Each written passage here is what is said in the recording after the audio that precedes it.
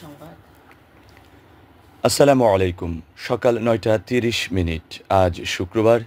বাংলাদেশ বেতার কক্সবাজার স্থানীয় খবরে স্বাগত জানাচ্ছি Mohammad Ruhul Amin. Bangladesh standards and testing institution BSTI এর নিবন্ধন সনদ ছাড়া খাদ্য সামগ্রী বিক্রি ও বাজারজাত করায় কক্সবাজার শহরের ২ প্রতিষ্ঠানকে ১৫,০০০ টাকা জরিমানা করেছেন ভ্রাম্যমাণ আদালত। গতকাল জেলা প্রশাসন ও বিএসটিআই এর সমন্বয়ে এ অভিযান পরিচালনা করেন জেলা প্রশাসনের নির্বাহী ম্যাজিস্ট্রেট রিফাত হাসান এবং বিএসটিআই এর কর্মকর্তা মোহাম্মদ শহীদুল ইসলাম। বিএসটিআই জানায়, বিএসটিআই এর সিএমও পণ্য মোড়কজাতকরণ নিবন্ধন সনদ ছাড়া বেকারি পণ্য উৎপাদন, মোড়কজাত ও বাজারজাতকরণ করার অপরাধে বাহারছড়া এবং কলাতলের ২টি বেকারিকে জরিমানা করা হয়। এ সময় প্রসিকিউটর, বিএসটিআই ফিল্ড অফিসার সহ সংশ্লিষ্টরা উপস্থিত ছিলেন। বিএসটিআই কর্মকর্তা জানান, জনস্বার্থে বিএসটিআই কক্সবাজারের এই ধরনের অভিযান অব্যাহত থাকবে। এদিকে রামুতে ভ্রাম্যমাণ আদালতের অভিযান পরিচালনা করে বালু ভর্তি মিনি ট্রাক জব্দ করেছে উপজেলা প্রশাসন। গতকাল জোয়ারিয়ানালা ইউনিয়নের মহাসড়কের পাশে পরিচালিত এ অভিযানে বালু ভর্তি একটি ড্রাম ট্রাক জব্দ করা হয়। এতে নেতৃত্ব দেন উপজেলা সহকারী কমিশনার ভূমি সাজ্জাদ জাহিদ রাতুল। পরে জব্দকৃত ড্রাম ট্রাক নিলাম করে প্রাপ্ত ১০,২৫,০০০ টাকা সরকারি কোষাগারে জমা দেওয়া হয়, যা রামুতে ভ্রাম্যমাণ আদালতের মাধ্যমে রেকর্ড রাজস্ব আদায় জানিয়ে সহকারী কমিশনার জাহিদ রাতুল বলেন, বালুদস্যুদের বিরুদ্ধে এ ধরনের অভিযান চলমান থাকবে। জুলাই গণ অভ্যুত্থান স্মরণে ঈদগাঁওয়ে গ্রাফিতি আঁকার প্রতিযোগিতা অনুষ্ঠিত হয়েছে। গতকাল দিনব্যাপী ঈদগাঁও বাজারের ইউনিয়ন ভূমি অফিসের সীমানা প্রাচীরে অনুষ্ঠিত এই প্রতিযোগিতায় স্থানীয় শিক্ষা প্রতিষ্ঠানের শিক্ষার্থীরা অংশ নেয়। এতে ২০২৪-এর জুলাই আগস্টের আন্দোলনে সংঘটিত নানা ঘটনার চিত্র তুলে ধরা হয়। এসব গ্রাফিতির মাধ্যমে স্থানীয় শিক্ষার্থীসহ সাধারণ মানুষের শৈল্পিক মনোভাব ও সচেতনতা বৃদ্ধি পাবে বলে মনে করছেন গ্রাফিতিতে অংশগ্রহণকারীরা।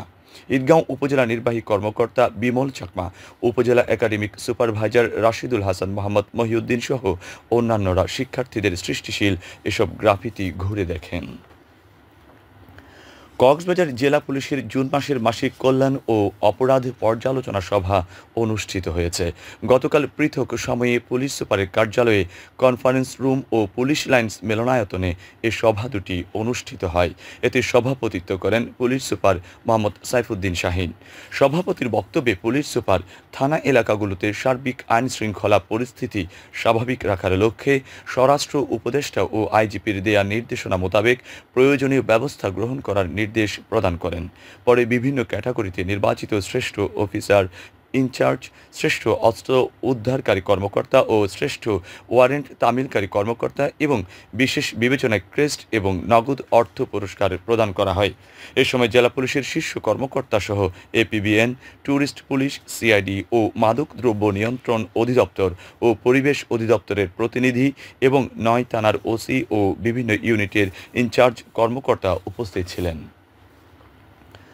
কক্সবাজারে অভিযান চালিয়ে এক অপহরণকারীকে গ্রেপ্তার করেছে র্যাব। এ সময় অপহৃত ৩ জনকে উদ্ধার করা হয়। বুধবার রাতে কক্সবাজার মেডিকেল কলেজের পেছনে অভিযান চালিয়ে হাত পা বাঁধা অবস্থায় তাদের উদ্ধার করা হয়।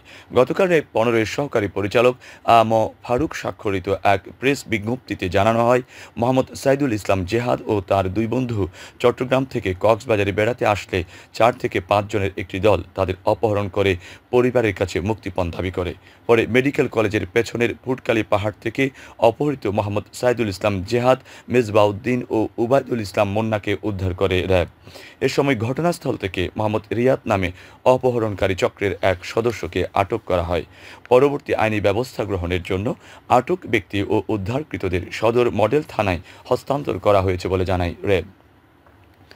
মহেশখালীতে চলতি বছর অনুষ্ঠিত এসএসসি পরীক্ষার ফলাফল পর্যালোচনা ও মতবিনিময় সভা অনুষ্ঠিত হয়েছে।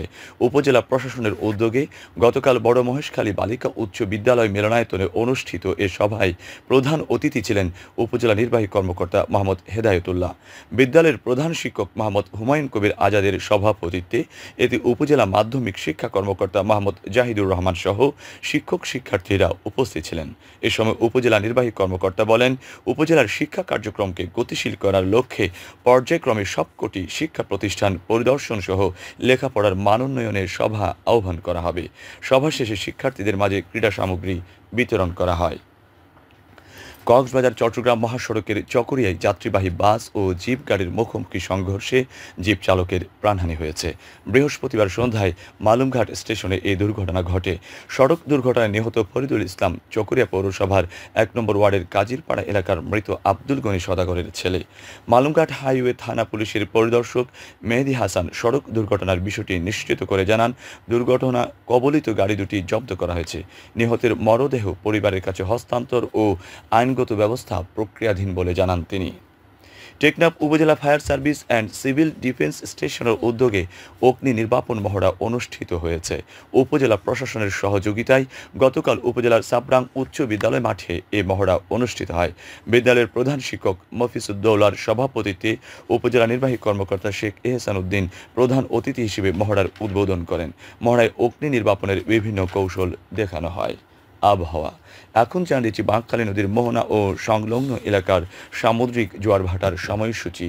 আজ জোয়ার শুরু হবে সকাল ৯টা৫৮ চলবে বিকেল ৩টা৫৮ পর্যন্ত। খবর শেষ হলো। আমাদের পরবর্তী খবর প্রচারিত হবে আজ দুপুর ২টা ৩০।